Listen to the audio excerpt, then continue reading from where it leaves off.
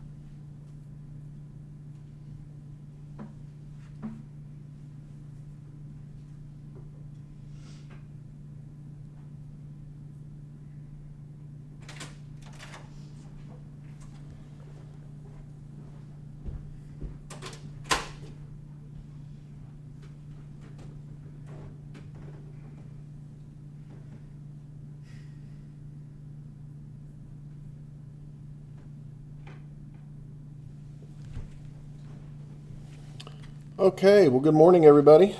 Happy Veterans Day to any and all of you out there who may be veterans today. So today we're going to talk about the few items that we have in our Canvas shell. You will see our last interview with a former Golden Eagle. We'll go over that today, and then we've got two things out of the chemistry book that I want to go over. Hopefully that'll get us to about 8:30.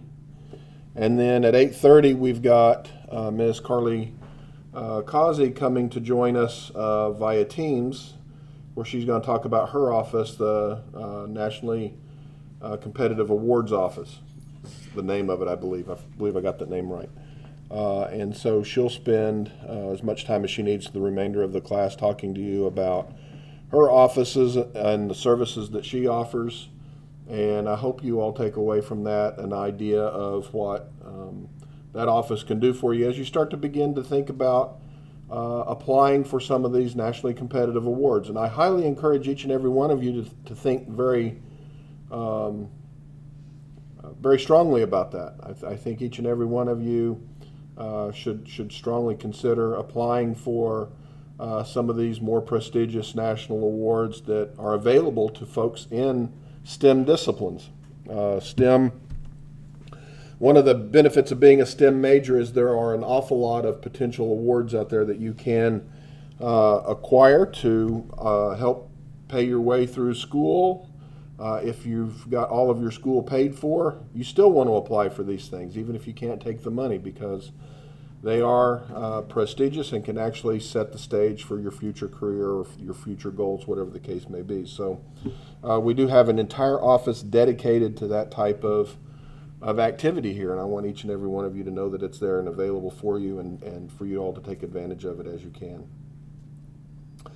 Before we jump into the interview with Michael Sims, I just want to also mention that you all are probably aware that the numbers for COVID are not going down. They seem to be getting worse. Please make sure that you keep an eye out on the USM webpage for any updates. I don't know what's coming down the pike. I'm not trying to, but with COVID and all these things, who knows? So just keep aware of that. Also, you all are witnessing right now, as we've talked about before, the scientific method in action right now, really, right? And we're looking at, if you looked at the news recently, there's the potential that within the next several months, we could begin the distribution of an effective vaccine for COVID-19. And so you all have seen the observation part when we first, as a world, started to observe this novel coronavirus. You saw a variety of debates going on about how we can mitigate the virus. You've seen things change as data came in. You've seen that companies and researchers at various universities have gotten involved in trying to identify ways in which to either mitigate the virus or to vaccinate against the virus. And now you're seeing companies be at a point where they can release that vaccine after it's gone through an accelerated approval process, which is unusual. I mean, typically a new drug would take years to go from development to release to a treatment. A couple of things that are very advantageous for us is that this is a biotechnology type of drug that they have, right? Biotechnology is a lot more rapid than the typical chemical synthesis of a small molecule. So even though these messenger RNAs are actually fairly large molecules, we know how to make them very, very easily. We know how to test them. We have assays for them so that we can test them against the virus. And you all are seeing, really, you're seeing the scientific method play out. You're seeing what physicians and scientists are doing in real time. And so it's kind of a special time to be alive, really, and see this happen. It's not a pleasant thing to go through, obviously, but it will be historical, and it'll be something that you all will be able to look back on as something that you lived through and you witnessed firsthand, just like your great-grandparents saw a variety of things. You will have this as part of your history. So keep an eye out for any updates on COVID, and we'll go from we'll just play it by ear as best we can. So our last interview with a Golden Eagle is Dr. Michael Sims. Michael was a student here several years ago. Can anybody mention to me anything that stands out about Michael's interview? Damien? He was a double major. Did he start out as a double major? No. What was his double major? Polymer science and chemistry. That's right. He was a polymer science chemistry double major, and 2 STEM majors in 1 4-year period was not a trivial task. I can tell you that. Fortunately, however, a lot of what counts for polymer science also counts in chemistry, and so he was able to take advantage of that and put together a way to get to the end within 4 years. Michael was, and still is, a very ambitious young man and very capable of burning both ends of the candle, so to speak, and make that work. What else sticks out about the interview with Michael Sims?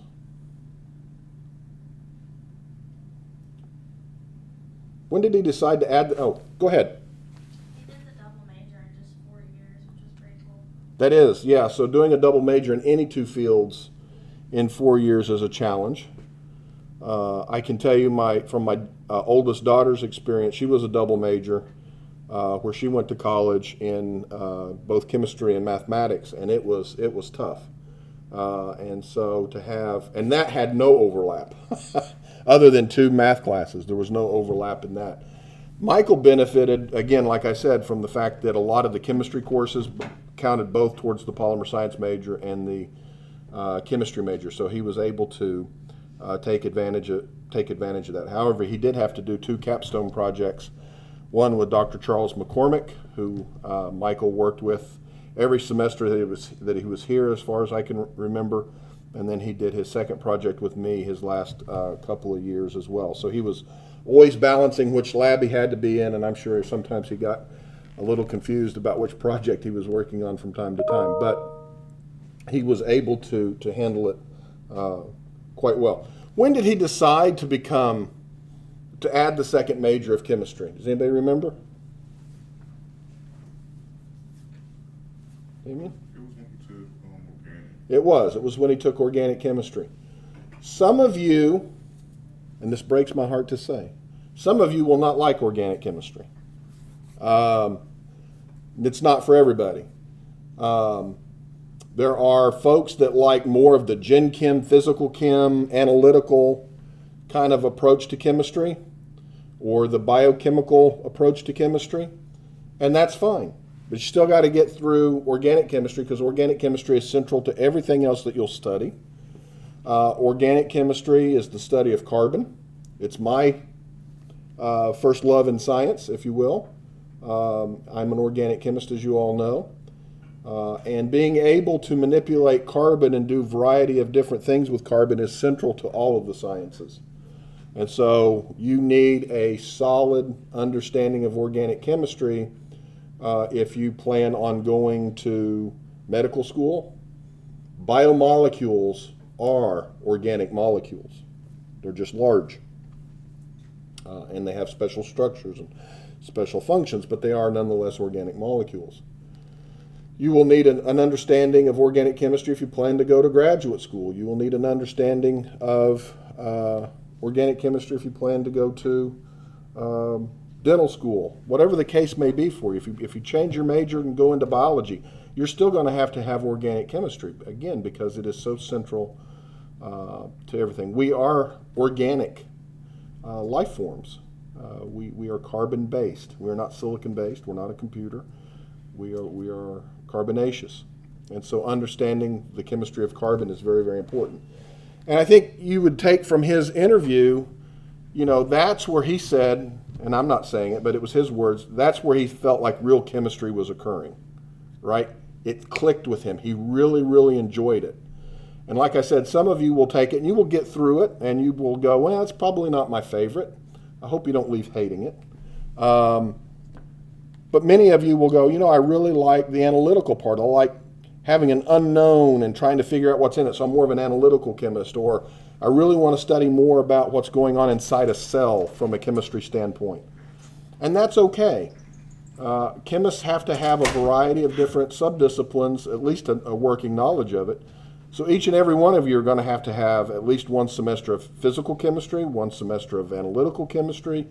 You're going to have at least one semester of biochemistry, 2 semesters of organic chemistry. All of those pieces have to come together regardless of what area you end up liking the best. Okay? And so I think Michael's enthusiasm for organic chemistry was one of those things that actually led him to adding the double major. Many of you right now who are chemistry majors, you may get to organic chemistry and really love it and decide to add the polymer science major. You might want to take an elective in polymer science and you go, you know what, this is a great idea. I think I want to do both of them. And so there's always the possibility for you to add another major as well in STEM. And again, polymer science and chemistry have a lot of overlap, so you can take advantage of that overlap to your advantage. What else did you take away from Michael Sims's interview? Yes, ma'am. He was able to start research really early on. He started before he even started at USM because he knew a professor personally, which was cool. Yeah, that's right. So he met Dr. McCormick at tennis club, I believe. I got to know him, and not every one of you are going to get to meet your professor that you're going to do research with in such a situation. It's just not possible all the time. But it does happen, but I do think it's kind of a special thing that Michael was able to capitalize on. And what I want to impress upon you is that Michael started his research early. And I think that's going to be an important thing for each and every one of you. You don't have to start tomorrow. You don't even have to start this year. But I think waiting to the very end to do your research is a detriment for a couple of reasons.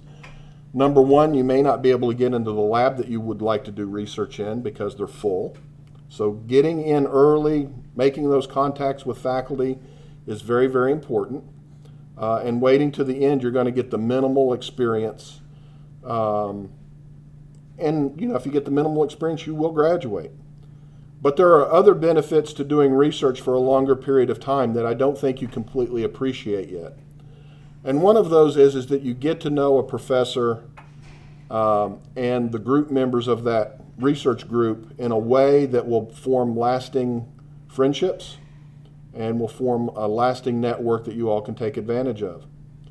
So for example, imagine yourself 3 years from now, 4 years from now, and you're wanting a letter of recommendation because you want to get into medical school, or you want to go to graduate school, or you're trying to get a job. And you come up to a faculty member that you took one of your chemistry courses with, and let's just say it was Gen Chem. Gen Chem typically has 180 people in it or so. And the only time you ever interacted with that professor was during those 60 minutes, 3 times a week, for that 10-week, 12-week period, whatever a semester is now, right? What can they say about you?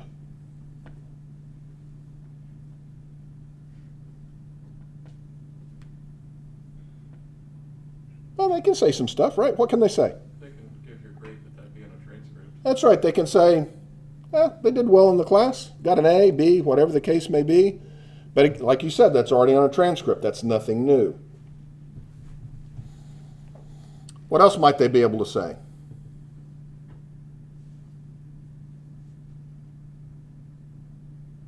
They might be able to talk about, this was an individual who never missed a class, was punctual, right? Turned in all their assignments on time.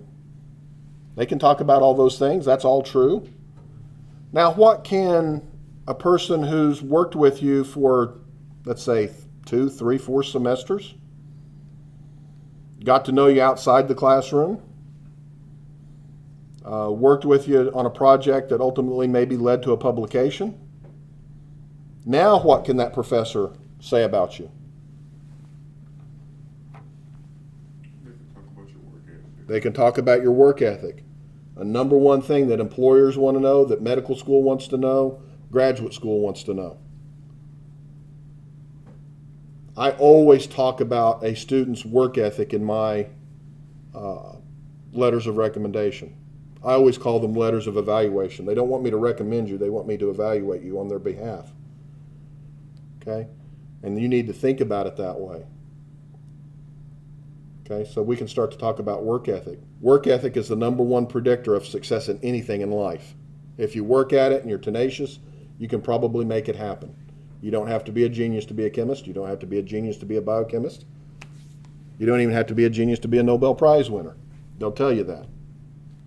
You got to work hard. You got to be willing to put in the effort. And that's not just chemistry. That's anything in life. If you want to get the most out of it, you're going to have to put a lot of effort into it. You don't get something for nothing. So they can start to talk about your work ethic. They can start to talk about how you get along with people in a diverse group. Can I go to the restroom? You may.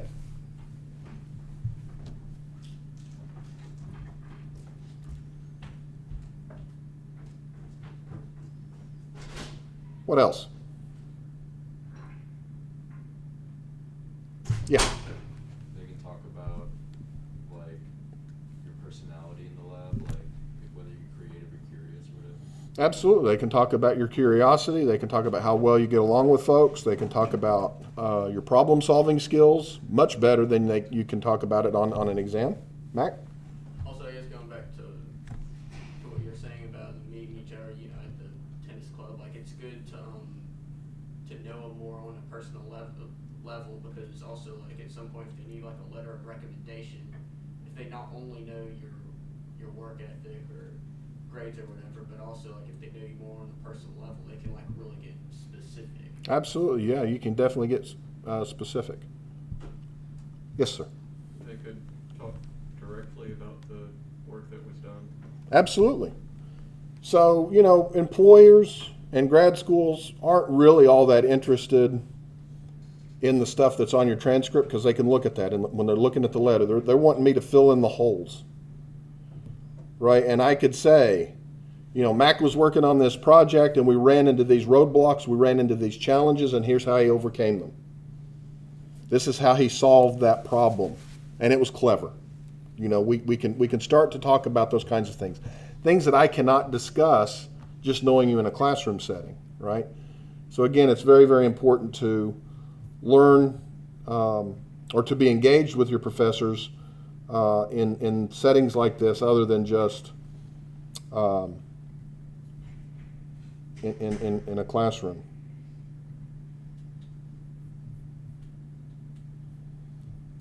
Okay, so we had a couple of readings this week out of the chemistry book. The first one was The Advancement of Learning from a guy with the last name of Bacon. It's always like that. Francis Bacon. What was interesting about this, and why does it apply to what we do today as scientists?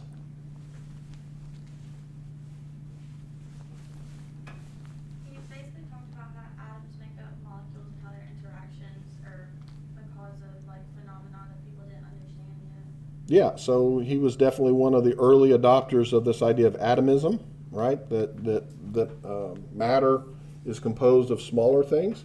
Damien, did I see your hand raised? Yes, sir. He gave science, because like he said, in there, it's talking about attribute everything to God, but he wanted to find why it happened in a more natural and realistic sense, in a sense. Mm-hmm. And he expanded upon that and kind of led the way for science to be science as it is today. Absolutely did. I mean, he definitely set the groundwork for science as we know it. It wasn't, historically it's been a long time, right? But back in the 1600s, obviously, from this individual.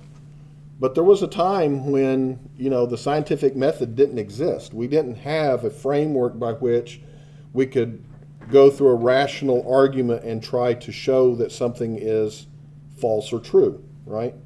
And so, as you all know, when we have a hypothesis, we try to test it to falsify it, right?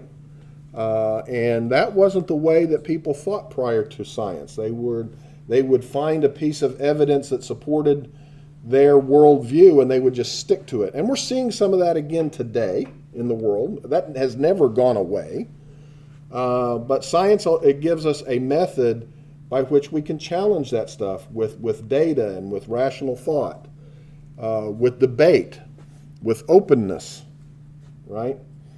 Scientists have their findings and they publish them. Even in industry, they wait till they patent it first because they want to protect their intellectual property, but they will publish this stuff. They will make it known publicly so that people can debate and argue and challenge the findings.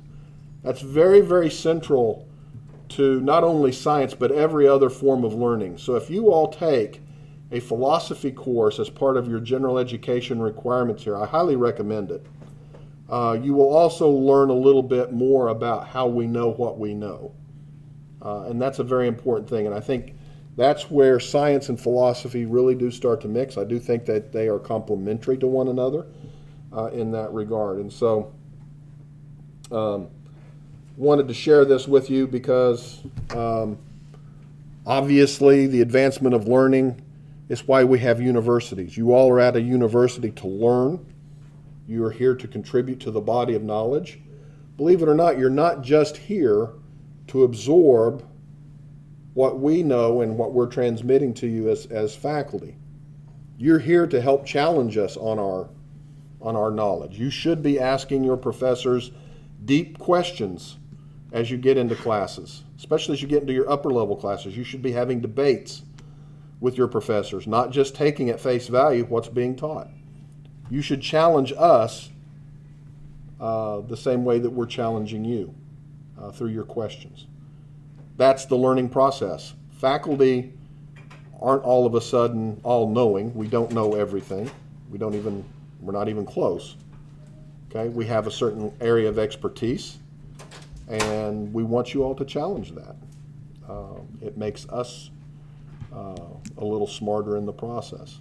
Okay, I have been in classes before where students have asked questions that I couldn't answer, It made me go and think. That's part of the process. So teachers are here to learn as much as you all are. And you all are part of the teaching process as well.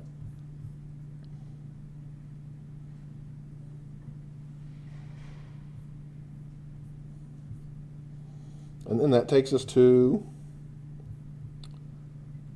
the last reading for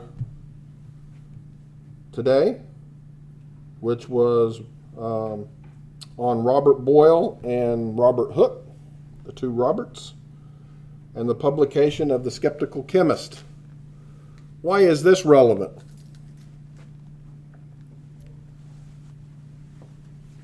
Damien? This verse is just talking about atoms, and he was one of the first ones to adopt that we ran everything for the atoms basically, and that's what's all around us. Instead of the four elements, fire, earth, water, and all. Yep. Yeah, so we stopped thinking about the four general elements, and we started thinking about things again, this connection to atomism, and that these little things called atoms could rearrange themselves and connect in different ways to form different materials, different substances, right? Very, very important. This is actually one of the central pieces, central writings that all chemists should at least be aware of. And so it is believed that, or a lot of people believe that Boyle is the father of modern chemistry through his writing of The Skeptical Chemist. So I think there's some debate going on with that, but I think there's some strong support for that being the case. What did he work with? What's he known for? Gases? Yeah, gases. He worked with gases. You know, it's hard to imagine. You all think about being able, you know, your bicycle tire goes flat. You don't think twice about being able to go out and pump it up with an air pump.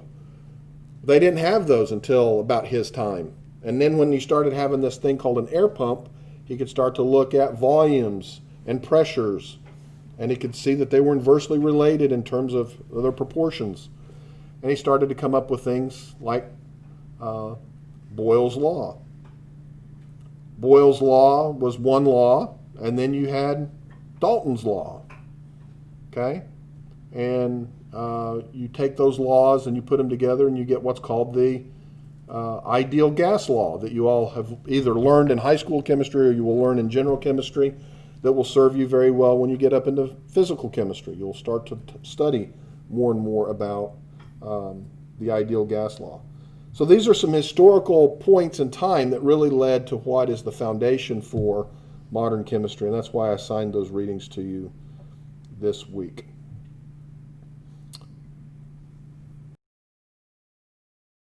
Well, everybody, I want to welcome Miss Carly Causey to our Chemistry 108 class. Carly, this is all pretty much so freshman chemistry majors, and so I thought it would be excellent for them to hear from you and so that they can know what your office can offer them.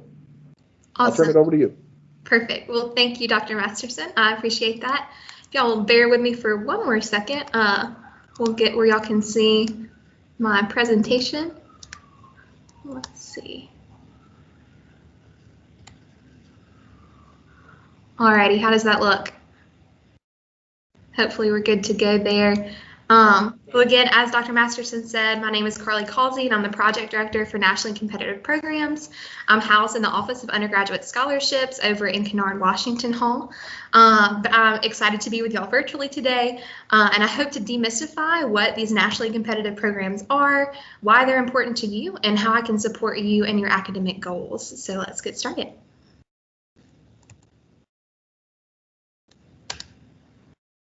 So this is my mission statement for nationally competitive programs and my why for working with students. Now, the world that I work in with nationally competitive programs has a lot of stakeholders. The university is very vested in these opportunities, and oftentimes they invest in these opportunities to help tell the story of Southern Miss, to help share the awesome things that are going on in many of our programs.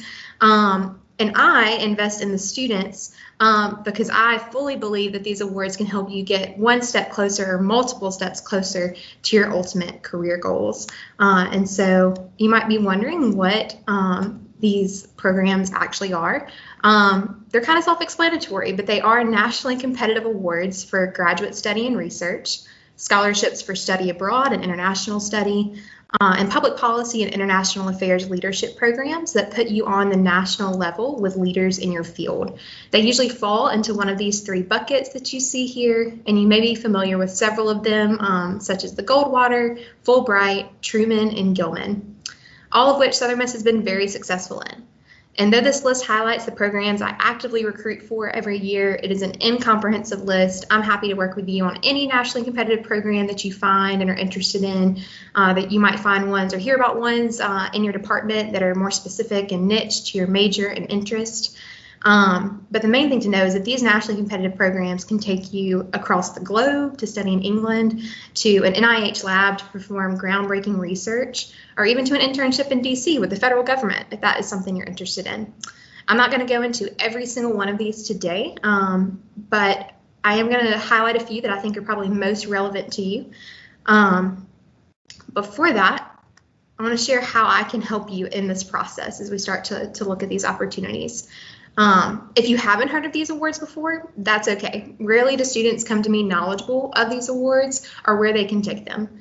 A large part of my job is becoming a centralized source of information on these opportunities. I work with faculty and staff like Dr. Masterson to find students like you that are willing to take the academic risk and really the workload to apply to these prestigious awards. I consult with you to help you find the opportunity that will match your academic goals. So often I serve as a matching service. You'll come in, we'll have a consultation, get to know each other a little bit. I'll hear about, what you hope to do post-grad or what you hope to do in your time here. And that helps me narrow down the opportunities that might be the best for you to apply to. And then I'm with you from rough draft all the way to submission. I review your statement of purpose drafts. There is some essay writing involved with these awards. Recommendation letter writers. I help prepare you for faculty review and interview committees, and I offer consistent support and guidance throughout the entire application process, even after submission. I try to be very transparent with you about the competitiveness of these awards, and we often discuss what Plan 8.1 Plan B will be. We try to find we hope for the best, and then try to find an option that is equally as great and will also line up with your goals. So again, while I'm not going to cover every single one of them, I am going to do kind of a big highlight on some of the major ones. One that I think Dr. Masterson I know is very vested in and wants you to know about early on in your career. And that is the Barry M. Goldwater Scholarship. This award was established in 1986 to serve as a living memorial to Senator Goldwater. The scholarship is the most prestigious undergraduate award for STEM students in the nation. The scholarship itself is equal to the cost of tuition, mandatory fees, books, room, and board, and sophomores and juniors are eligible to apply and receive the award. Sophomores receiving that scholarship for 1 year or 2 years, and then juniors for 1 year. And aside from the monetary award that the scholarship provides, being the most prestigious undergraduate scholarship of its kind, the designation affords countless opportunities to you, to future research leaders, and is a stepping stone to prestigious postgraduate programs and other awards. But what makes a successful applicant in the Goldwater Scholarship? As I said, you have to be a sophomore or junior, like you'd have around a 3.5 GPA, ranking the top quarter of your class, and really have outstanding potential and intend to pursue an advanced degree in research. You want to be already actively engaged in undergraduate research. We have found that the most successful applicants already have, a presentation or maybe a publication in the works. So your preparation for these type of awards really does start as early as your freshman year. So that's why we want to go ahead and expose you to these awards is to get your foot in the door and let you hit the ground running to prepare for these kind of awards, because they often build upon one another. And so this is just kind of an example. It is by no means a hard and fast template for what you have to do to be a Goldwater or to apply to Goldwater or any of these awards, but it gives you an idea of how the opportunities you can seize at Southern Miss will build to help you get closer to these ultimate goals. So listen to your professors, read the emails from your academic major, go to the office hours, and make an appointment with me. Often you are one meeting or opportunity away from your next big thing. And so for many of you being freshmen, what you can do this year is find a research lab to join. I know that's a little bit maybe tricky this year and things have been more difficult, but don't be afraid to start seeking out those opportunities and find when you can get into the lab. Find some more internships, get involved in your academic majors organizations that they host. I know you'll have an awesome ACS chapter. And again, attend a conference, which are probably most likely anyway, virtual. And so it might be even a little bit easier for you to attend this semester. And then you can look forward to what sophomore year can look like, junior year, senior year, and then hopefully getting to that last step of graduate study where you'll begin graduate study at your dream school because you've taken advantage of every opportunity that has been available to you along the way. I know I worked as a admissions counselor prior to this position, and we like to say that no matter what you want to do, Southern Miss can help get you there, and that is truly, truly the case because we have faculty and staff that are so invested in your success, and these opportunities that I work with are just one means of doing that. So any questions on those awards? I know this is a little bit tricky since we're virtual and I can't see you, but Dr. Masterson, let me know if there's any questions from anyone. Yeah, let's see. We got one question real quick. Yes, sir. I saw that the Goldwater scholarship said it was not for med-tech students, but it also said that there was, like, if you're doing MD, PhD, then it's confused. So, like, why? What is MD, PhD Okay. that allows them to accept that? Okay. So the question, Carly, is about the Goldwater and not being an MD, but an MD, PhD. Could you maybe talk about why they accept the MD, PhD and not the MD route? Absolutely. That was a great question. So the whole point of Goldwater, and I might have left this out, and I apologize, is to recognize the next great generation of research leaders. And so an MD PhD has that research component where you're going to be in the laboratory, where you're going to be doing research and engaging in those opportunities, where an MD, it just doesn't quite have that element to it. And so since the award is really focused on research leaders, they want you to continue that commitment to research. Yeah. Okay, that was a great answer. Any other questions for Carly before we go on?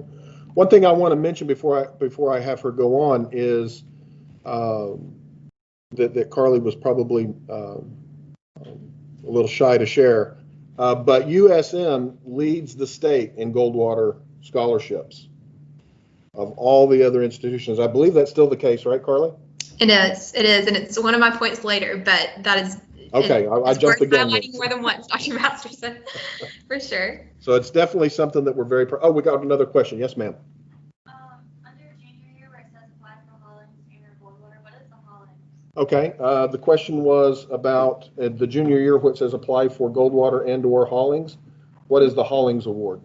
Yeah, that is a great question. So the Hollings Award is related to the NOAA, so the National Oceanic and Atmospheric Association, and it is another nationally competitive award that I work with that includes benefits of scholarship for, I think you can apply as a sophomore. You would receive funding for the next 2 years, and then between your junior and senior year, you would be placed at an NOAA internship site.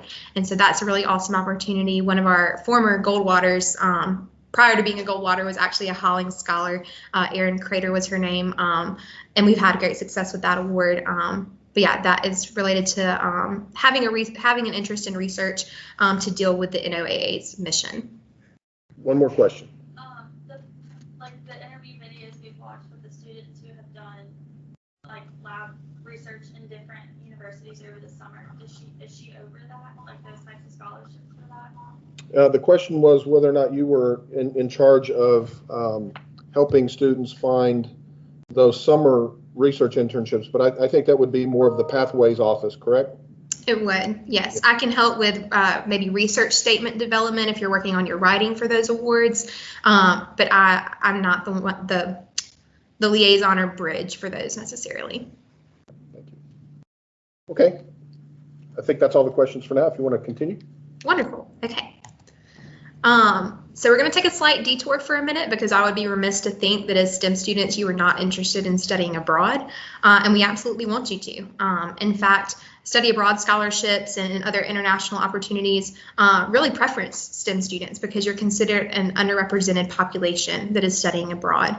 And so while I will not steal the Office of Study Abroad's thunder since they are the experts on our programs, I'm probably the next appointment that you're going to make as you seek to fund your trip. And so one of the main awards that I work with is the Gilman Scholarship, which you can see the details of here, but it is an awesome opportunity for federal Pell Grant recipients to receive up to $5,000 for study abroad, to intern or study abroad. So even looking for opportunities to, work in an international lab would be a great reason to apply to the Gilman if you're eligible. And this is where I was going to come in and say it is notable that we lead the state in both Goldwater and Gilman. So that's another reason I wanted to highlight both of these today.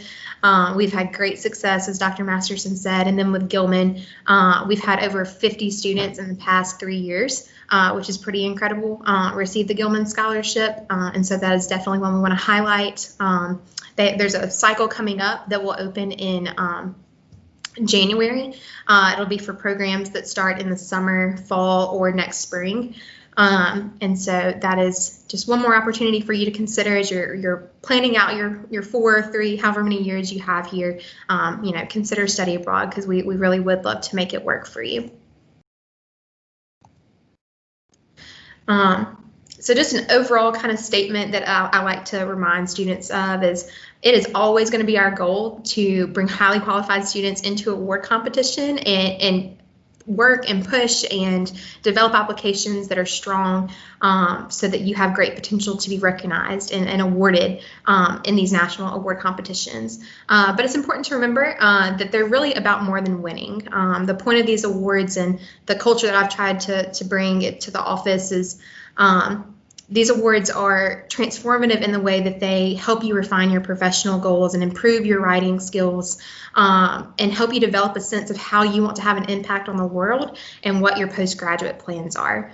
The sole purpose of this office is not just to win X number of awards, but to really help students develop those writing skills, articulate their goals, and foster relationships with your mentors. We want you to come out on the other end of this more prepared to do whatever it is that you're ready to do next. And so that is Erin Crater. She's one of our she is one of our Goldwaters from a couple years ago. You see her in the lab there. But one way that we tried to prepare these students is something I've added this year. And if you're ready to get started and you're wondering how to get started, this is a great way.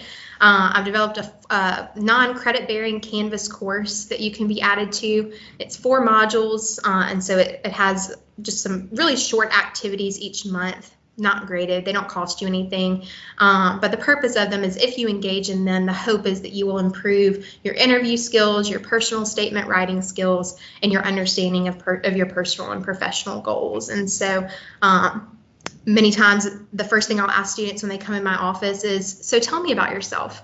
And one of the things typically happens, you either ramble off your resume, and that's fine, that's good. I don't learn a whole lot about you that way, but I learned some. Or the other option is you clam up and you say, oh, I don't know, I don't like talking about myself. And so the hard news is that every one of these awards that I work with is going to cause you to talk about yourself and is going to ask you to sell yourself in these applications. And so that can be really challenging for students if you've never thought about self-presentation in that way, or you've never had to really reflect on your experiences and articulate those to someone. And so that is what this module aims to do. It was a pilot program this fall and has been fairly successful. And so I'm looking to do it again in the spring. And so this is something you're interested in. You'll find my email address at the end of the presentation. I would be happy to add you to our spring course, which will start in February and go through May. Again, it's like 4 activities each month. You're not graded. It doesn't cost you anything. You're not in trouble if you don't do them, because it can only benefit you, and you get as much out of it as you put into it. So something to consider. But here's some other ways to get started with nationally competitive programs. Hopefully you're ready to get the ball rolling, and here's how. So check out our website, usm.edu/ncp. There you can find information on deadlines, details on eligibility for these awards, and even stories of our most recent winners. There's also a link to schedule an initial consultation with me. So hopefully we can start these conversations, figuring out what you're passionate about, and finding opportunities that align with those passions. I'm happy to meet with you virtually or in person. I'm doing both right now. And so, yeah, so go ahead and do it. And it can last as long as you want. It might just be an initial conversation, or we might say, oh my goodness, here's an award that you need to apply to this year. Let's start working on this application. You can also prepare to have a strong application by diving into that research that we've talked about multiple times at this point. Participating in internships, serving in your community, either through the ACS chapter, other organizations, is a great way to really make a holistic resume and application that these foundations really want to see. And then just continuing to engage in activities, taking on leadership roles, on campus and off, and really just finding those avenues to work with things that you're passionate with. That's whether it's on campus or off, what we really want you to take advantage of here. And then you hear it all the time. You're probably sick of hearing it, but it's never too soon to develop relationships with your faculty and staff mentors. They are awesome resources and champions of your goals and your work. They are also key people when it comes to recommendation letters, which is an important element of every application process that I work with. And then finally, explore the full list of nationally competitive programs on our website and beyond to find awards that fit with your goals. Then apply. It's time for you to seek new heights, to challenge yourself, and to start taking those steps toward your next big thing.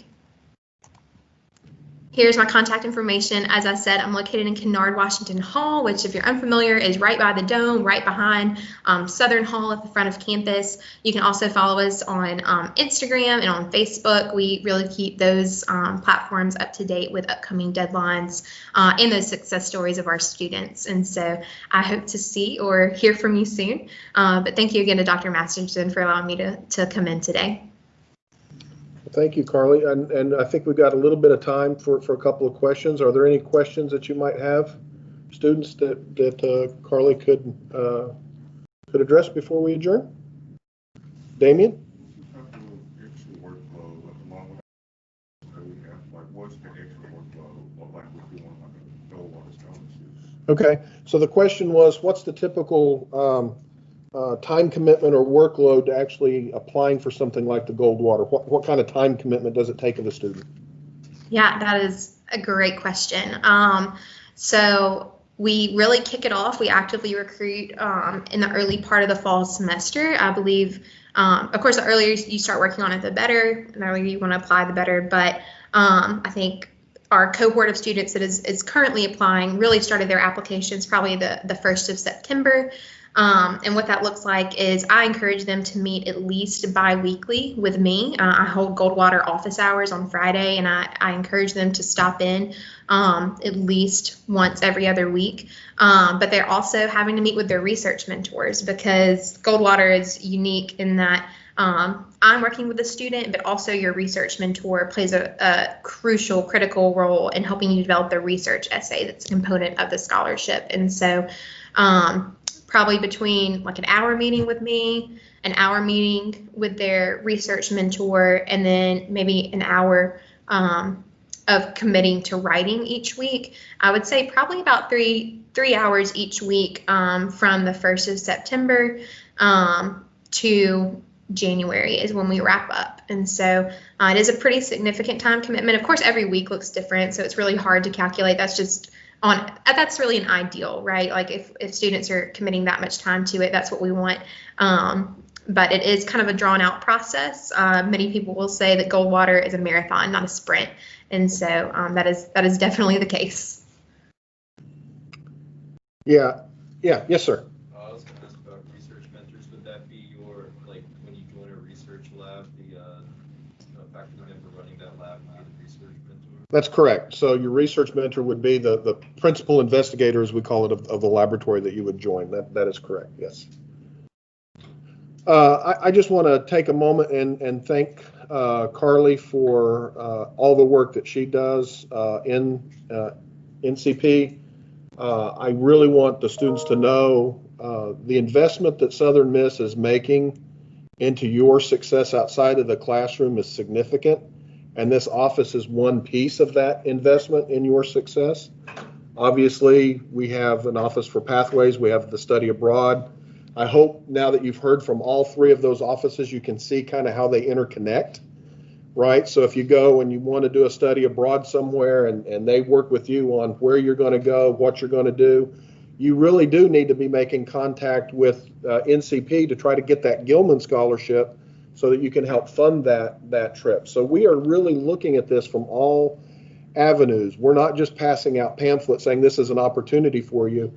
We're trying to show you what those opportunities are, and we're providing the resources for you through Ms. Kazi's office through the other offices. So it is here for you to take advantage of. This is part of your extra curriculum, if you will. This is not a requirement as part of your degree requirements to get a chemistry degree, but it is that extra piece that is going to make you competitive. Even if you don't get these awards, applying for these awards gives you so much benefit that you don't know. You will come out a better writer. You will understand the interview process better. You will take away from just applying to these awards, you will take away a great set of skills that you'll be able to apply in a variety of other areas. I'm proud of the fact that Southern Miss has the most Goldwater scholars in the state, but I also know that those students who were not as lucky to get one who applied have gone on and done extremely well and gotten other awards. So, I just want you all to know that the process, whether you win or not, you are going to take away some valuable life lessons and pieces with it. So I think we're kind of towards the end of our time, Carly, and I want to thank you again.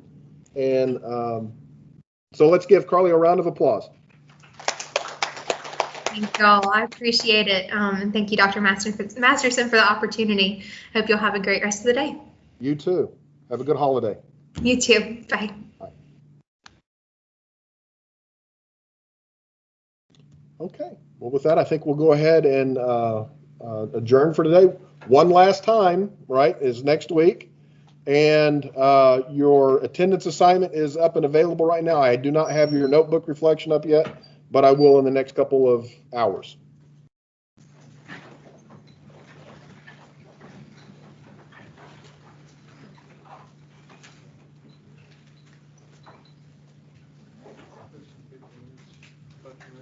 Yep.